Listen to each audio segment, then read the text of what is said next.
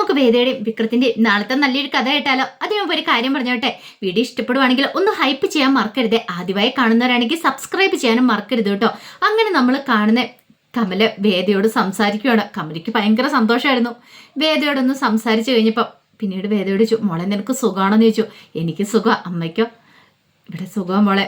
മോളും വിക്രം ഇല്ലാത്തതിൻ്റെ വിഷമം മാത്രമേ ഉള്ളൂ. അല്ല അച്ഛനെന്ത് പറയണോ? അച്ഛനൊക്കെ ഇവിടെയുണ്ട്. എല്ലാവർക്കും നല്ല സങ്കടമുണ്ട് നിങ്ങളിവിടെ ഇല്ലാത്തതിൻ്റെ എന്ന് പറഞ്ഞു.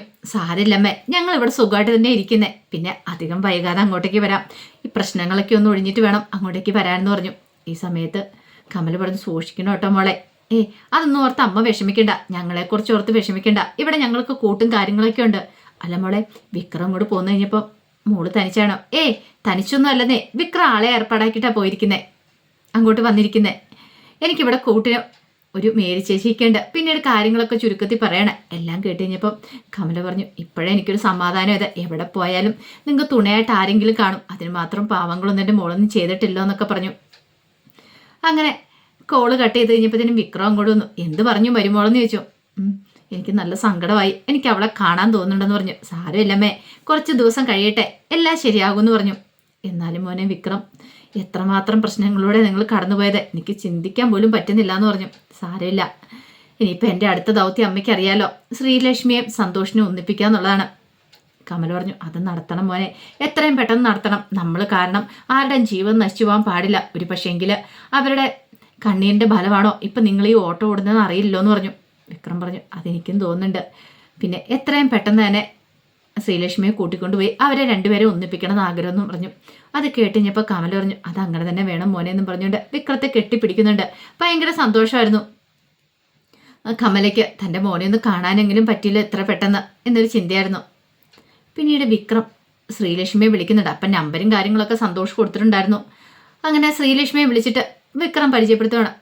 എൻ്റെ പേര് വിക്രം, സന്തോഷ് പറഞ്ഞിട്ടാണ് വിളിക്കുന്നത്. ഞാൻ വോയിസ് നോട്ട് അങ്ങോട്ട് അയച്ചിട്ടുണ്ട്. അത് കേട്ട് കഴിഞ്ഞതിന് ശേഷം എന്ത് വേണമെന്നൊരു തീരുമാനം എടുക്കുക, ഞാൻ അപ്പത്തേനും വിളിക്കാമെന്ന് പറഞ്ഞു. അപ്പോൾ സന്തോഷ് ഒരു വോയിസ് നോട്ട് വിക്രത്തിന് ഫോണിലേക്ക് ഇട്ട് കൊടുത്തിട്ടുണ്ടായിരുന്നു. പിന്നീട് സന്തോഷ് പറയുന്ന കാര്യങ്ങളാണ് ശ്രീലക്ഷ്മി കേൾക്കുന്നത്. ഒന്നിച്ച് ജീവിക്കാൻ ആഗ്രഹമുണ്ടെങ്കിൽ വിക്രത്തോടൊപ്പം വരണമെന്നൊക്കെ പറഞ്ഞ് സന്തോഷ് പറയണത്.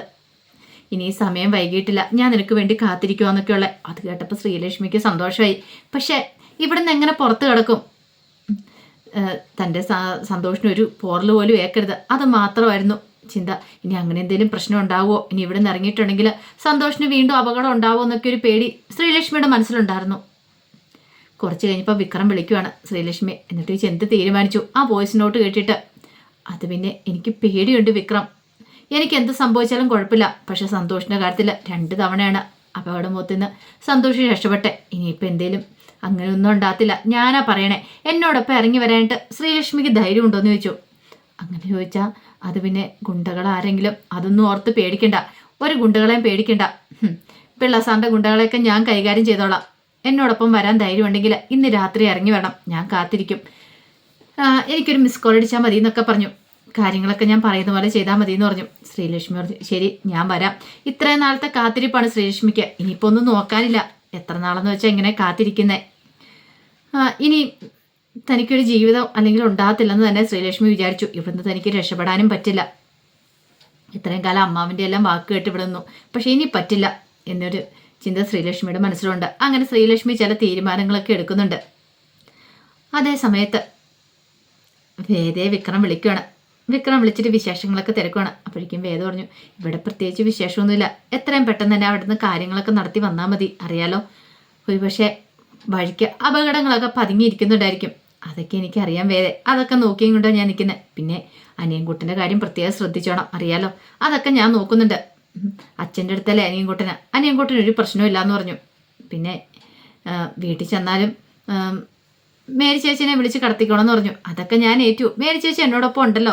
പിന്നെ വിക്രം എന്തിനെ പേടിക്കണമെന്ന് ചോദിച്ചു. പേടിയില്ല, എന്നാലും എനിക്കറിയാം വിക്രത്തിൻ്റെ മനസ്സിൽ എന്താണെന്ന് മനസ്സിലാവുന്നുണ്ട്. ഒന്നുമില്ലേലും എനിക്ക് അത്യാവശ്യം ധൈര്യം കാര്യങ്ങളൊക്കെ ഉണ്ടെന്ന് വിക്രത്തിന് അറിയാലോ. അങ്ങനെ ഞാൻ പേടിച്ചോടുന്നൊരു പെൺകുട്ടിയൊന്നും അല്ല.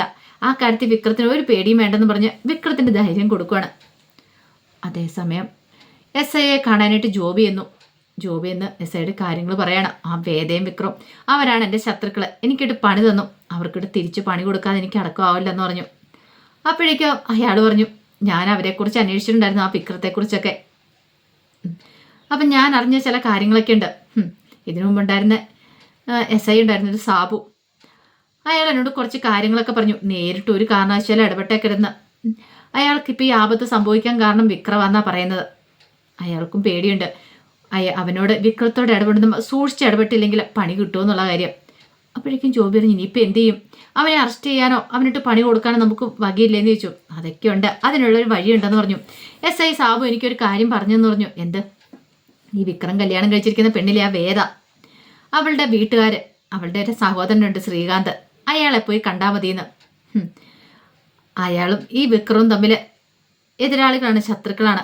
അയാളെ പോയി കാണുവാണെങ്കിൽ ജോബി നമുക്ക് ചില കാര്യങ്ങളൊക്കെ നടത്താൻ പറ്റുമെന്ന് പറഞ്ഞു. നീ ഒരു കാര്യം ചെയ്യുക, അയാളെ പോയി കണ്ട് കാര്യങ്ങളൊക്കെ പറ, പിന്നെ ബാക്കി കാര്യം അയാൾ നോക്കിക്കോളൂ എന്ന് പറഞ്ഞു.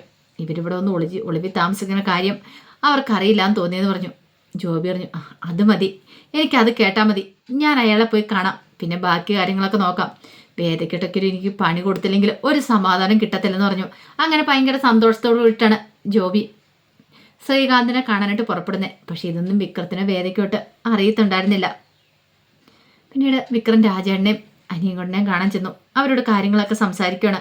ശ്രീലക്ഷ്മിയെ വിളിച്ചു പറഞ്ഞ കാര്യങ്ങളൊക്കെ എല്ലാം കേട്ടിഞ്ഞപ്പോൾ രാജേട്ടൻ പറഞ്ഞു, സൂക്ഷിച്ചു വേണം. പിള്ളസാറിൻ്റെ കാര്യം അറിയാലോ, ഇതറിഞ്ഞിട്ടുണ്ടെങ്കിൽ പിള്ളസാറ് വെറുതെ ഇരിക്കില്ല. എനിക്കറിയാൻ രാജേട്ടാ, പക്ഷെ അവരെ രണ്ടുപേരും ഒന്നിപ്പിച്ചേ മതിയാവുള്ളൂ. ഞാനായിട്ട് തകർത്തെറിഞ്ഞ ബന്ധമല്ലേ, അത് ഞാനായിട്ട് തന്നെ ഒന്നിപ്പിക്കണമെന്ന് പറഞ്ഞു. ഒടുവിൽ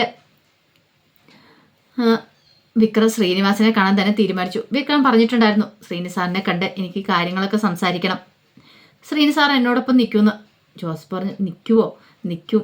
ഞാൻ പറഞ്ഞിട്ടുണ്ട്, ശ്രീനിസാറിനെ അനുസരിക്കാതിരിക്കാൻ പറ്റില്ല. എനിക്ക് അവരെ ഒന്നിപ്പിച്ചല്ലേ മതിയാവുള്ളൂ.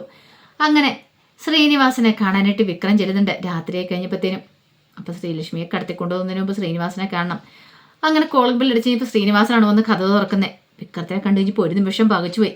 വിക്രം നീയോ? നീ ഇത് എവിടുന്നാ, എങ്ങനെയാന്നൊക്കെ ചോദിക്കുന്നുണ്ട്. അതൊക്കെ പറയാം സാറേ, എനിക്ക് സാറിനോട് കുറച്ച് കാര്യങ്ങൾ സംസാരിക്കാണ്ട്, അതിനുവേണ്ടിയേ ഞാൻ ഇങ്ങോട്ടേക്ക് വന്നേന്ന് പറഞ്ഞു. പിന്നീട് സന്തോഷിനെ ശ്രീലക്ഷ്മിയെക്കുറിച്ചുള്ള കാര്യങ്ങളൊക്കെ പറയാണ്.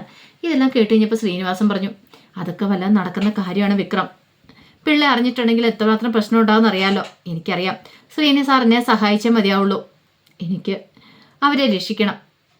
ഇത്ര കാലമായിട്ട് അവരകന്ന് കഴിയുമായിരുന്നു. ഞാനാണ് ആ താലി വലിച്ചു പൊട്ടിച്ചത്. ഇനി എനിക്കായിട്ട് അവരെ രണ്ടുപേരും ഒന്നിപ്പിക്കണമെന്ന് പറഞ്ഞു. ശ്രീനിവാസൻ പറഞ്ഞത് റിസ്ക് ഉള്ള കാര്യമാണ്, എനിക്കറിയാം ശ്രീനി സാറേ, പക്ഷെ സാറിനോടൊപ്പം നിൽക്കണം. നോ പറയരുതെന്ന് പറഞ്ഞു. എനിക്ക് മനസ്സിലാവുന്നുണ്ട് സാറിൻ്റെ മാനസിക ബുദ്ധിമുട്ട് എന്താണെന്ന്. ഈ സമയത്ത് ഇങ്ങനെ വന്ന് സംസാരിച്ചാൽ ബുദ്ധിമുട്ടിച്ചാൽ എന്നോട് ക്ഷമിക്കണം എന്നൊക്കെ പറഞ്ഞു. പിന്നെ ഞാനിവിടെ ഉണ്ടായിരുന്നെങ്കിൽ ഒരു കാരണവശാലും സാറിനൊരു തോൽവി ഉണ്ടാകത്തില്ലായിരുന്നു. ശ്രീനിവാസൻ പറഞ്ഞു, അതൊക്കെ എനിക്ക് അറിയാതെ വിക്രം, സാരമില്ല. തോൽവിയും ജയവും ഒക്കെ സർവ്വസാധാരണമല്ലേ. പക്ഷേങ്കിൽ അതിനുമുമ്പ് ചില കാര്യങ്ങളൊക്കെ കണ്ടെത്തേണ്ടതുണ്ട്. എൻ്റെ തോൽവിക്ക് കാരണം ആരാ നിനക്കറിയാലോ. പുളിക്കൻ്റെ മരണം, ആ വരുണിൻ്റെ മരണം എല്ലാമാണ്. അതിൻ്റെ പിന്നിലുള്ള ആരാന്ന് വെച്ചാൽ കണ്ടെത്തണം. വിക്രം പറഞ്ഞു, അതിനുള്ള ഓട്ടപ്പാച്ചിലിനിടയ്ക്കാണ് ഞാൻ. അധികം വൈകാതെ അതൊക്കെ കണ്ടെത്താൻ പറ്റും. പക്ഷെ അതിനു മുമ്പ് എനിക്ക് ചെയ്ത് തീർക്കേണ്ടതേ കുറച്ച് കാര്യങ്ങളുണ്ട്. അതുകൊണ്ടാണ് ശ്രീനി സാറേ വന്നേ. പറ്റില്ല എന്ന് മാത്രം പറയരുത് എന്നൊക്കെ ശ്രീനിവാസനോട് പറയാണ്. ഒടുവിൽ ശ്രീനിവാസൻ അങ്ങനെ അനുമതി കൊടുക്കുകയാണ് വിക്രത്തിന്. അപ്പോൾ അതിൻ്റെ വിശേഷങ്ങളൊക്കെ നമ്മൾ കാണുന്നത്. ആ വിശേഷങ്ങൾക്കായി നമുക്ക് എല്ലാവർക്കും കാത്തിരിക്കാം കേട്ടോ. ഒരിക്കൽ കൂടി എല്ലാവർക്കും ശുഭരാത്രി നേർന്നുകൊണ്ട് നിർത്തുന്നു. നന്ദി.